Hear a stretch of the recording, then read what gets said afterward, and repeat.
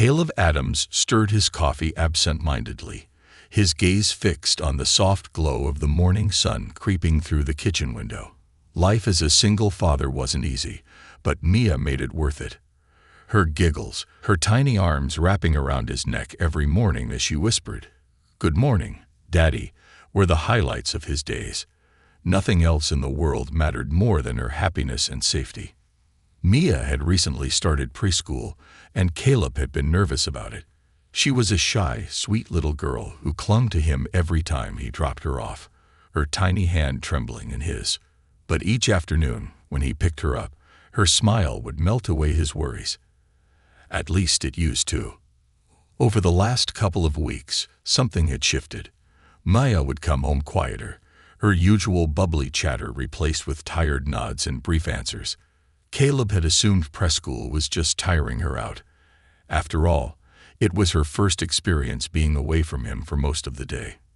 It was only when he noticed her lunchbox that he began to truly worry. The first time it came back empty, he chuckled to himself, proud of his little girl's healthy appetite. But then it happened again. And again, day after day, Mia's lunchbox would be as spotless as if it had never held food at all. Not even a single crumb or stray apple slice. Caleb had always packed more than enough. Peanut butter and jelly sandwiches with the crusts cut off just the way she liked. Apple slices, crackers, sometimes even a cookie if she'd been particularly well behaved. And a juice box. Always a juice box. It didn't add up. Mia was a light eater. Even on her hungriest days, there was always something left. A cracker, a piece of fruit, something. But now, the lunchbox was returned to him perfectly clean. As if someone had gone through it deliberately, making sure nothing remained. The thought gnawed at him. Caleb tried to brush it off, telling himself he was overthinking things. Maybe Mia was just developing a bigger appetite. Maybe the teachers encouraged kids to share. Maybe. But the excuses weren't enough to drown out the nagging feeling in his gut. Something was wrong. And the worst part was, Mia herself was different. She was more withdrawn, her shoulders slumping under some invisible weight. She no longer ran to him with gleeful stories about her day. Instead, she trudged to him, head down, eyes hollow and tired. One evening, after another eerily quiet dinner, Caleb helped her change into her pajamas. Mia sat on her tiny bed, fiddling with the hem of her princess-themed pajamas, eyes avoiding his. The sight made his heart ache. His little girl, who once sparkled with energy, now seemed more like a shadow of herself. "Did you like your lunch today, baby?" Caleb asked, keeping his tone light, as if they were talking about the weather. Mia's fingers stilled, her small hands now clutching the fabric of her pajamas. She stared at her socks, her breathing suddenly shallow. Caleb's stomach twisted at the sight of her discomfort. "Mia," he prompted, his voice firmer now. "I didn't eat it," she murmured, her voice so soft he almost missed it. Caleb's brows furrowed. "You weren't hungry." Mia shook her head, her gaze still trained on her socks. "Mr. Johnson eats it." The words crashed into him like a tidal wave, disorienting and cold. "What do you mean, honey?" Her voice cracked, and she sounded so small. "He takes it. Every day." Caleb's jaw tightened. His mind raced with questions, each one more unsettling than the last. Mr. Johnson was Mia's teacher, a man Caleb had only met a couple of times during parent meetings. Polite, professional, maybe a bit too strict. But stealing food from a child? No, that had to be a mistake. Maybe Mia was just confused, her imagination weaving something out of nothing. But then why was she so afraid to speak? Why wouldn't she meet his eyes? "Does he ask you for your lunch?" Caleb asked carefully, trying to keep the anger from bleeding into his tone. "No." Mia's voice was trembling now. "He just takes it. And he says I can't tell anyone. 'Cause no one would believe me anyway." Those words sliced through Caleb like knives. The thought of someone, anyone, making his little girl feel helpless and scared made his blood boil. His fists clenched involuntarily, but he kept his voice steady. "Did he hurt you, Mia?" She shook her head slowly. "No, he just takes my lunch and sometimes he says mean things." "Mean things?" Caleb's voice quivered. Mia's lips trembled. "That I'm too fat anyway. That I don't need it." The world blurred around Caleb as his hands trembled. His heartbeat thundered in his ears, fury pumping through his veins. He wanted to storm into that press school and tear the place apart until someone gave him answers. But rage wouldn't help Mia. He needed proof. Concrete, undeniable proof. Caleb sat on the edge of Mia's bed, his hand resting gently on her shoulder. "Mia, listen to me, honey. You did nothing wrong. You understand? Nothing. What he's doing is wrong, and I'm going to make sure it stops. No one should ever make you feel like this." Mia sniffled, her eyes welling with tears. "You believe me, Daddy?" "With all my heart," Caleb whispered, his own eyes stinging. "Daddy's going to fix this, okay?" She nodded slowly, her gaze finally meeting his. That night, after Mia had drifted into a restless sleep, Caleb sat awake in his dimly lit living room, phone in hand. Researching, reading, trying to find out who to contact, what steps to take. But everything he found suggested he needed evidence. Words alone wouldn't be enough. As his frustration grew, a thought occurred to him. A way to gather the truth he needed. He hesitated, feeling the weight of what he was about to do. But if it meant protecting Mia, he was willing to do anything.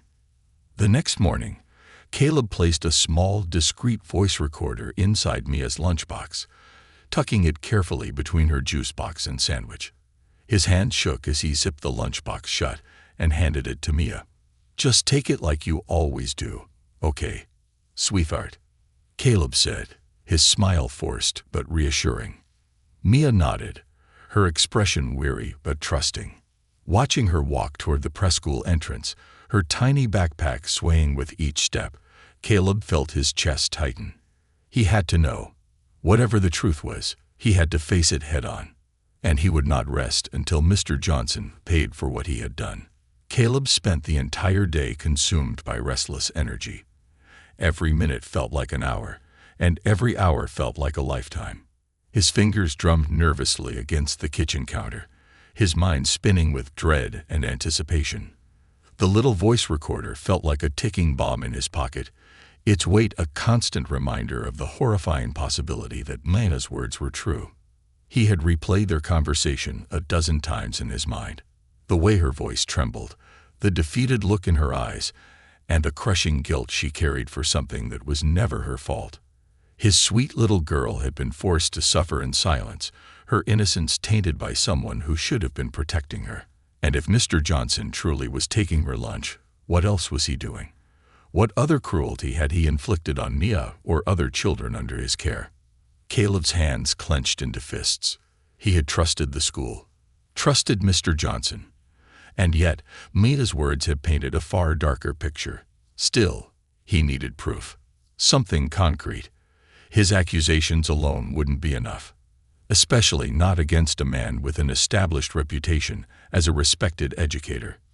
By the time school let out, Caleb was already waiting in the parking lot, his eyes glued to the building's front doors. Other parents stood around him, laughing and chatting about mundane things like grocery lists and after-school activities. They had no idea what was truly happening behind those walls.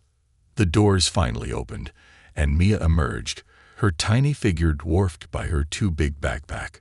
Her steps were slow, her eyes downcast, her shoulders sagging under the weight of exhaustion. Caleb's chest tightened at the sight of her. What kind of monster would do this to a child?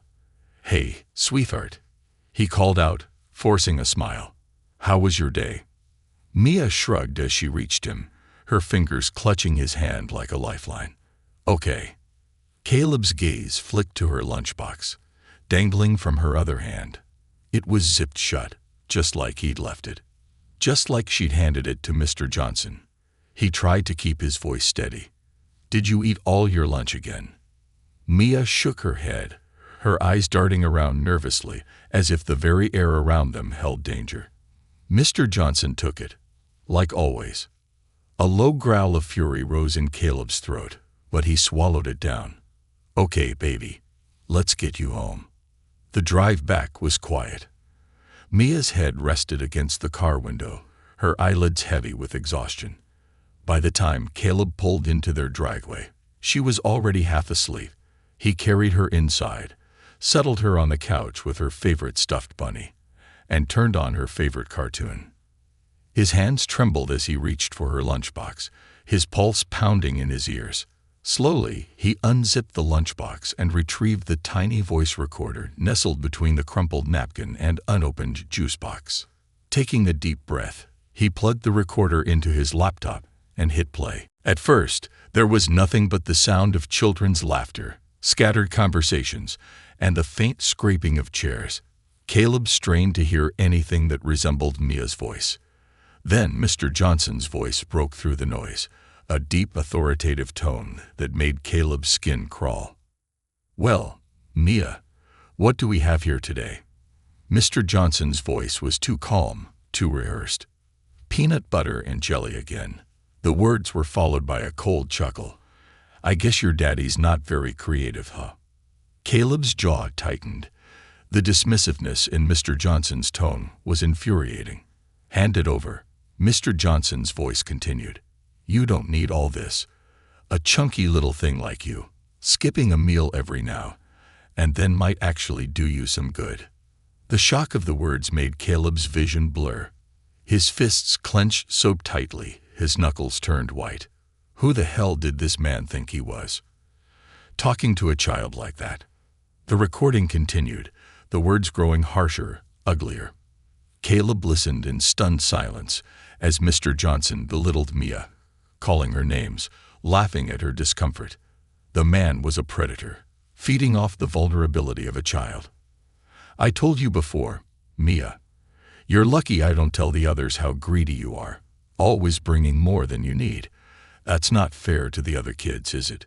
Mia's voice was barely a whisper, muffled by what Caleb guessed was her holding back tears. I'm sorry. Sorry doesn't cut it. Mia, now hand it over." The recording continued with the sounds of a lunchbox being unzipped, the rustling of plastic, and the quiet sniffles of his little girl trying to keep herself from breaking down. Caleb's entire body trembled with rage. But it was more than just anger. It was terror. Terror at the fact that he'd been sending Nia into the arms of a monster every single day. And the school had done nothing. He replayed the recording twice, each time feeling the rage burn hotter in his veins. The words echoed in his mind, a haunting mantra that refused to fade. The injustice of it all made him sick. But fury alone wouldn't help Mia. He had to be smart.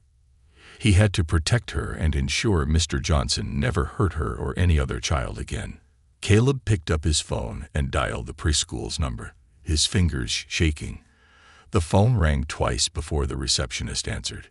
"Green Meadows Preschool. How can I help you?" "Yes, this is Caleb Adams, Mia Adams' father. I need to speak with the principal." "Now." The receptionist hesitated, her voice cautious. "Is everything all right, Mr. Adams?" "No, and it won't be until I get some answers. I'll transfer you right away." The line clicked, and a moment later, Principal Morris's voice filled his ear. "Mr. Adams, how can I help you?" Caleb's voice was cold, every word sharpened by fury. "We need to talk about Mr. Johnson and what he's been doing to my daughter." The silence on the other end of the line was immediate and heavy, but Caleb didn't care. Nothing would stop him from getting justice for Mia. Nothing. The air in Caleb's living room felt thick and suffocating. His heart pounded like a war drum as he sat on the edge of his couch, phone clenched tightly in his hand. His eyes remained locked on Mia, who had dozed off on the couch, her tiny body curled around her stuffed bunny. The peacefulness of her sleep only deepened his determination. Principal Morris's voice was strained as it returned through the receiver. "Mr. Adams, I assure you we take all allegations seriously. What exactly are you accusing Mr. Johnson of?" I'm accusing him of verbally abusing my daughter, of stealing her food and belittling her every single day she's been in his care. And believe me, I have proof." Caleb's voice shook with rage, but his words were steady, unwavering. The line went silent for a moment. Then Morris spoke, his tone measured and cautious. "Mr. Adams, if you truly believe something inappropriate is happening, I suggest you bring your concerns to the school board. We have procedures. To hell with your procedures." Caleb snapped, his voice cracking with the force of his anger. "My daughter is 3 years old. She's terrified of that man, and you want me to file paperwork and wait for some committee to take their sweet time investigating while she suffers? Please, calm down, Mr. Adams." Morris's voice remained annoyingly calm. "I can assure you, we will look into the matter. But I must ask that you provide your evidence to us so that we can address this properly." Caleb hesitated. He knew what would happen if he handed over the recording without ensuring its safety. Schools protected their own. Even if Morris did investigate, Mr. Johnson would most likely get nothing more than a slap on the wrist and a promise to be more mindful. That wasn't good enough. "No," Caleb said firmly. "You'll hear the evidence, but only when it's made public. I'm not going to let you sweep this under the rug. Expect to hear from my lawyer." Before Morris could respond, Caleb ended the call. His hand shook as he tossed the phone onto the coffee table. Every muscle in his body felt wound-tight, his anger a coiled beast desperate to be unleashed. But as his eyes fell on Mia's sleeping face, he forced himself to take a deep, trembling breath. He couldn't afford to act recklessly. He needed a plan, one that would expose Mr. Johnson's cruelty for everyone to see. His first call was to Lisa, his sister, who worked as a journalist for a local news station. When she picked up, her voice was light and cheerful, completely unaware of the nightmare her brother was caught in. "Hey, Caleb. What's up?" "Lisa, I need your help." His voice broke, the weight of the day pressing down on him like a crushing boulder. "Caleb, what's wrong?" The concern in her tone was immediate. He explained everything, his words pouring out like a dam finally breaking. Lisa listened without interruption, her silence growing heavier with each horrifying detail. By the time he finished, her voice was cold and sharp. "Are you telling me a grown man has been bullying your daughter and stealing her food? And the school just wants you to file a report?" "Yeah. And I have proof. It's all on a recording I planted in her lunchbox. Send it to me. Now, I'll make sure the station gets this on air. If the school thinks they can just cover something like this up, they've got another thing coming. Lisa, I don't just want him fired. I want him punished. What he did to Mia. It's not just wrong. It's criminal. And he will be punished. We'll make sure of that. But we need to do this right. I'll call my producer and get this moving. But Caleb, you need to keep Mia home tomorrow. Just in case." "Yeah, I planned on it. No way am I sending her back there." "Good.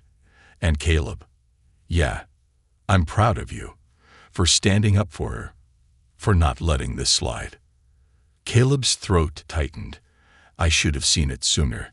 I should have known something was wrong." "Stop that. You're doing the right thing now.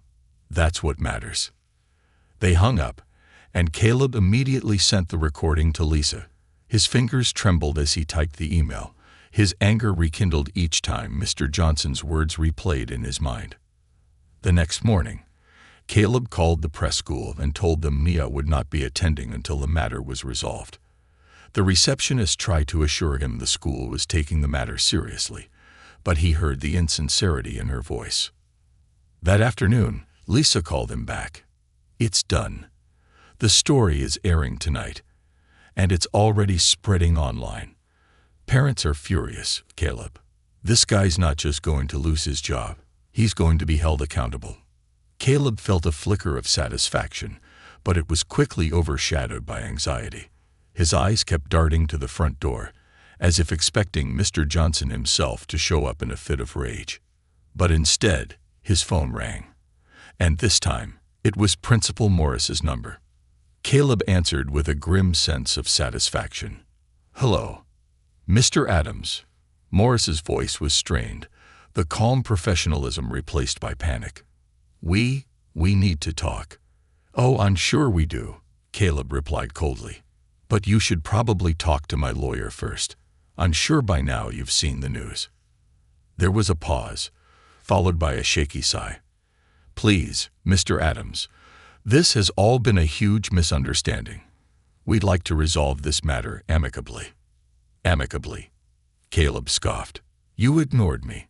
You ignored my daughter's pain. And now you want me to be amicable because it's making you look bad. Mr. Adams, if you would just come down to the school, I'm sure we can work something out." "You'll be hearing from my lawyer," Caleb cut him off, his voice cold and final. "And Mr. Johnson, he'd better be prepared for what's coming." The line went dead, but Caleb felt no satisfaction. Not yet. He would not rest until Mr. Johnson was held accountable for every terrible thing he had done, and until Mia could feel safe again. The hours crawled by as Caleb waited for the news broadcast to air. His phone buzzed repeatedly with messages of support from Lisa, urging him to stay strong and not give in to the school's attempts to settle things quietly. It was clear that Principal Morris had gone into full damage control mode. Several messages from his office were already waiting in Caleb's voicemail, each one more desperate and conciliatory than the last. Mia was still asleep, her tiny body nestled into the couch cushions, breathing softly. Caleb watched her, his heart breaking over and over again as he imagined what she'd endured. The trust and innocence in her face made him feel both fiercely protective and terribly guilty. How had he not seen this sooner? Lisa had assured him the station was running the story at prime time, right when the most viewers would be watching. Her producer had jumped at the recording, realizing how explosive the evidence was. A 3-year-old child being mistreated by a trusted teacher, it was the kind of scandal that couldn't be ignored. When the broadcast finally started, Caleb sat rigid on the edge of the couch, his hands clenched into fists. The segment opened with a serious-faced reporter explaining the situation in grim, urgent tones. His heart raced as the video of Mia's trembling, tiny voice played on the screen. "Mr. Johnson takes my lunch. He says I don't deserve it." Her voice cracked, the pain in her words slicing through Caleb's chest like a knife. The reporter continued, explaining how the audio recording had been obtained and how the school had failed to act when Caleb brought his concerns to their attention. Then they cut to Lisa, who stood outside the press school with a microphone in hand. "We reached out to the school administration for a response, but so far, all we've received are vague promises of an internal investigation. But that's not good enough. This is about accountability. This is about a 3-year-old girl who was failed by the very people entrusted with her care." Lisa's voice was steady, but her eyes blazed with righteous fury. The report closed with a statement from a legal analyst discussing the potential criminal charges Mr. Johnson could face if proven guilty of neglect or abuse. Caleb's phone lit up almost immediately after the broadcast ended. Text messages poured in from friends, family, and even complete strangers who had seen the story online. But the most important call came not from a friend or even from Principal Morris. It came from a detective named Angela Perez. "Mr. Adams, this is Detective Perez from the Child Protective Services Task Force. I just saw the news story about your daughter's situation. I need you to come down to the precinct with the recording. We need to open a formal investigation immediately." Caleb's voice cracked with relief as he responded, "Yes, of course. I'll be there right away." Within minutes, Caleb had Mia bundled in her favorite pink jacket, her sleepy eyes struggling to stay open as he carried her to the car. The drive to the precinct was a blur of anxious thoughts and half-formed fears, but he pushed those thoughts away. Now was not the time for panic. Now was the time for action. Detective Perez was waiting for him when he arrived. She was a tall woman with sharp eyes and an air of quiet authority. She guided Caleb into a small interview room and offered him a seat, her expression grave but compassionate. "Mr. Adams, I want to commend you for doing what you did. If even half of what I heard in that recording is accurate, then your daughter has been severely mistreated, Perez said, her voice steady and calm. But we need to do this by the book. So I need you to hand over the original recording and make a formal statement. Are you willing to do that? Yes, of course, Caleb replied. Whatever it takes to make sure this never happens to her or any other child ever again. He slid his phone across the table, the file containing the damning audio evidence ready to be shared. Perez nodded and immediately began making a copy, her fingers moving quickly over her laptop. Can you walk me through everything from the beginning? She asked, her tone professional but empathetic. Caleb spoke slowly, detailing every moment, every suspicion, every fear he'd buried until he could no longer ignore it. The words tumbled out of him like a flood, and by the end, his throat felt raw, his hands shaking. Thank you for being so thorough, Perez said softly. I'm going to make sure we get this right. The district attorney's office will be notified first thing in the morning, and I'll be personally contacting the school's administration to ensure Mr. Johnson is immediately suspended pending the investigation. Caleb's shoulders slumped, a mixture of relief and exhaustion washing over him. And what about Mia?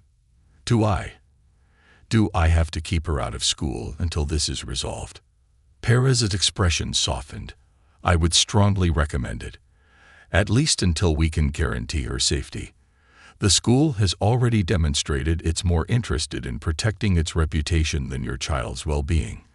If I were you, I wouldn't trust them to do the right thing until we force them to.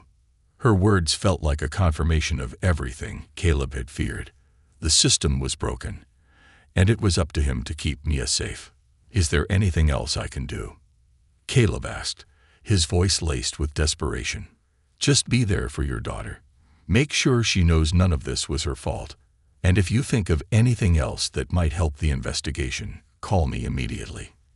Caleb nodded, his jaw clenched. I will. He left the precinct feeling drained but determined. As he drove home, his phone vibrated with another call. This time, it was Lisa. Caleb, it's going viral. People are furious. Parents are already threatening to pull their kids from the school if Mr. Johnson isn't fired. Caleb's chest tightened. Good. But it's not enough. He needs to be held accountable. I spoke to a detective. They're opening an investigation. Thank God, Lisa breathed. I'll keep pushing the story. We can't let this get swept under the rug. Thanks, Lisa, for everything. You don't have to thank me. This is about Mia, about making sure she's safe, and making sure no other kid has to go through what she did. They hung up, but Caleb's hands remained locked around the steering wheel. His mind was racing, his fury like a fire that refused to be extinguished. He wouldn't rest until Mr. Johnson was removed from his daughter's life forever. The following days were a whirlwind of chaos, anger, and overwhelming support. The news story had gone viral, spreading like wildfire across social media platforms. Comments poured in, hundreds of them expressing outrage over Mia's treatment and praise for Caleb's bravery. Some parents even shared their own horror stories of neglect or bullying that had been ignored by the school. It seemed like Caleb's voice had triggered a flood of voices, all of them demanding accountability. Caleb kept Mia home from school as Detective Perez had advised. It hurt him to disrupt her routine, but it was far better than risking her safety. They spent their days at the park, running through grassy fields and playing hide and seek. Mia's giggles were like music to his ears, a reminder of her resilience. But every time he looked at her, he couldn't shake the image of her trembling voice as she confessed what Mr. Johnson had done. The school's administration was in full panic mode. Caleb's phone rang almost hourly with calls from Principal Morris, each one more desperate than the last. When Caleb finally answered one of those calls, it was with the same icy calm he had perfected over the past few days. Mr. Adams, please, I assure you we are taking this matter very seriously. We've placed Mr. Johnson on immediate leave while we conduct an internal investigation, Principal Morris said, his voice quivering with stress. An internal investigation? Caleb's voice was cold. Is that the same type of investigation you told me you were doing the first time I complained, and nothing happened? Mr. Adams, please, this is a delicate situation. We need to follow the proper procedures. Proper procedures? Caleb scoffed. Your proper procedures allowed a man to torment my daughter for weeks.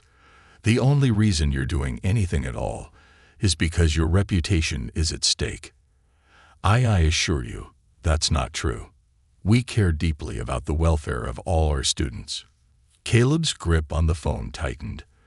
Then why did you try to dismiss my concerns when I first brought them to you? You're only acting now because the world is watching. But guess what, Principal Morris? I'm not letting this go until Mr. Johnson is removed from that school and the authorities hold him accountable. There was a long pause on the other end.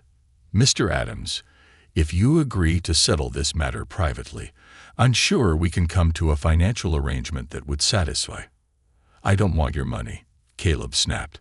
I want justice for my daughter. He hung up before the principal could respond, his blood boiling. The audacity of the man, trying to buy his silence. It only strengthened Caleb's resolve. This was not going to be swept under the rug. Not this time. By the following morning, Detective Perez called with news. Mr. Adams, we've officially opened a case. The district attorney is reviewing the evidence, and I've been authorized to bring Mr. Johnson in for questioning. However, I have to be honest with you. Cases like these are hard to prosecute without direct evidence of harm. What do you mean? The recording proves he was taking me as food. Isn't that enough? Caleb's voice shook with frustration. It's strong evidence, but the law is tricky when it comes to emotional abuse. And as bad as what Mr. Johnson did was, the court will want to see direct harm. Physical evidence.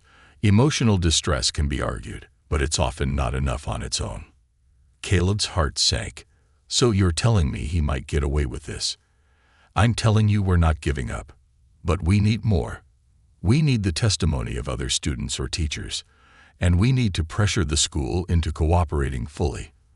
Right now, they're more interested in covering their own backs than helping us build a case. What do you need me to do? Perez's voice lowered. Keep making noise. Keep talking to the press. Keep sharing Maya's story.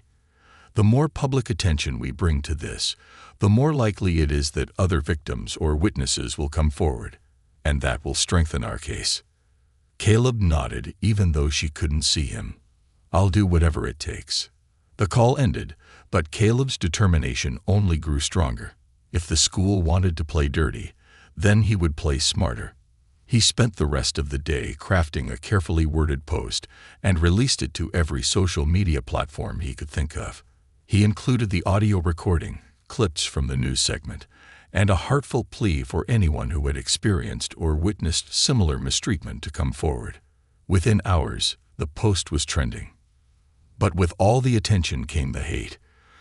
Trolls slithered into his inbox, accusing him of being a liar, of fabricating the story for money or attention.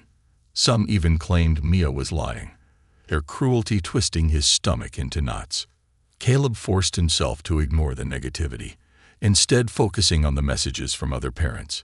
Some reached out to offer support, but others came with heartbreaking revelations. A mother from Mia's class shared how her son had been complaining of hunger for weeks, despite her packing him a full lunch every day. Another parent described how her daughter had come home crying because Mr. Johnson had called her a spoiled little brat for asking for her own food back. Caleb compiled every message, forwarding them to Detective Perez as they came in. Each new revelation felt like another piece of the puzzle, a picture of neglect and cruelty that no child should ever have to endure. And then there was the call he hadn't been expecting. The school's attorney, a sharp-voiced woman named Linda Monroe, requested a meeting to discuss a potential settlement. But Caleb was done playing nice. There will be no settlement, Caleb said firmly. Not until Mr. Johnson is fired and criminal charges are brought against him. And even then, I won't be signing anything that allows your school to sweep this under the rug. Mr. Adams, I understand your frustration, but you need to consider what's best for your daughter. Monroe replied coolly. What's best for my daughter is knowing that the man who hurt her will never hurt another child again. So, unless you're calling to tell me Mr. Johnson has been fired, we have nothing to discuss. The line went dead with a click, and Caleb felt a strange sense of power flood through him. This fight wasn't over. But now he was finally being heard. The days blurred into a relentless wave of phone calls, interviews, and messages. Caleb was exhausted, but his determination kept him going. His story had gained traction well beyond his control. News outlets continued to hound him for interviews, and parents from Mia's preschool were now divided into two groups: those who believed him and those who insisted he was blowing things out of proportion. But Caleb couldn't care less about the naysayers. This wasn't about him. It was about Mia and all the children who had suffered at the hands of Mr. Johnson. Detective Perez called again, her voice sounding both cautious and hopeful. Mr. Adams, I've got some good news and some bad news. Which do you want first? Let's go with the bad news, Caleb replied, already bracing himself. Mr. Johnson is denying everything, of course. Claims the recording is out of context and that Mia was offering her lunch as a gift to him. Says he was trying to teach her about sharing. Sharing. Caleb nearly choked on the word. You've got to be kidding me. I know, it's infuriating, but he's grasping at straws. And here's the good news. The investigations revealed something much bigger. We've had other parents come forward. And not just from Mia's class. Other teachers are starting to speak up. Turns out Mr. Johnson has a history of bullying and belittling children, especially those who seem vulnerable or shy. The school administration has been sweeping complaints under the rug for years to protect their reputation. Caleb felt a surge of cold anger. So it was never just about Mia. They'd been covering for him this whole time. Exactly. But now, with the pressure from the media and all the testimonies coming in, the school's hands are tied. They'd just announced Mr. Johnson's termination, and I'm pushing for criminal charges. The DA is seriously considering child endangerment and psychological abuse charges. It was the first real ray of hope Caleb had felt since this nightmare began. So he's actually going to face justice. That's the plan. But it's still a long road ahead. The school's lawyers are preparing to fight back, especially since their reputation is on the line. They'll do everything they can to make it seem like Mr. Johnson was a lone bad apple and not a symptom of a much larger problem. That's fine, Caleb said with steel in his voice. Let them try. I'm not backing down. He hung up the phone and glanced over at Mia, who was sitting on the living room floor, lost in a colorful puzzle. The innocence in her expression broke his heart. How could anyone treat a child so cruelly? But the relief Caleb felt was quickly clouded by another, more unsettling feeling. This wasn't over, and he needed to be ready for whatever came next. The legal battle was ugly. The school's lawyers launched a smear campaign against Caleb, trying to paint him as an unstable, overreactive parent who was exploiting his child's imagination for attention. They dug into his personal life, trying to unearth anything that could be used to discredit him. And they made sure the press knew about every single allegation. But Caleb had the truth on his side, and the truth was relentless. Every interview he did, every post he made, he stuck to the facts. He never exaggerated, never tried to sensationalize Mia's suffering. He only wanted justice, and more parents continued to come forward, emboldened by his determination. The pressure became too much for the school board to handle. Within a month, the superintendent resigned, followed by several administrators who had been part of the cover-up. Caleb's story had exposed not just Mr. Johnson's cruelty, but a deeply rooted culture of negligence and hypocrisy. And then, finally, the day of the hearing came. Caleb sat in the courthouse, his nerves twisted into tight knots. Mia was at home with her grandmother, blissfully unaware of the storm swirling around her. Caleb had debated whether or not to bring her, but in the end, he couldn't bear to have her relive the trauma. This fight was his to handle. Mr. Johnson looked different than Caleb remembered. The man seemed smaller, his once confident smirk now replaced by a sullen, defeated expression. But Caleb didn't feel any satisfaction in seeing him that way. The pain and suffering the man had inflicted couldn't be undone by his misery. Justice was what mattered. The testimony was brutal. Parents, teachers, and experts in child psychology all gave statements about the damage Mr. Johnson's actions had caused. And when Detective Perez played the recording of Mia's trembling little voice saying, "Mr. Johnson eats my lunch," the entire courtroom fell silent. The prosecutor tore apart Mr. Johnson's flimsy defense with precision, dismantling every excuse he tried to make. And when the closing statements were delivered, Caleb felt the weight of all those sleepless nights, the endless battles, and the unyielding determination that had kept him going. The verdict was delivered with the sharp clarity Caleb had been desperate to hear. Mr. Johnson was found guilty of child endangerment and psychological abuse. His sentence wouldn't erase the damage he had caused, but it was a step toward healing. Outside the courthouse, reporters shouted questions and cameras flashed, but Caleb ignored them all. His only thought was to get home to Mia. When he opened the door to his apartment, Mia came running up to him, her tiny arms wrapping around his legs. "Daddy, you're home," she squealed with delight. "Yeah, baby, I'm home." His voice cracked as he scooped her into his arms. "And I'm not going anywhere." That night, as Mia slept peacefully in her bed, Caleb sat by her side, his fingers gently stroking her hair. It was over. The battle had been won, and he had done what every father should, protected his child at all costs. But Caleb also knew this was only the beginning.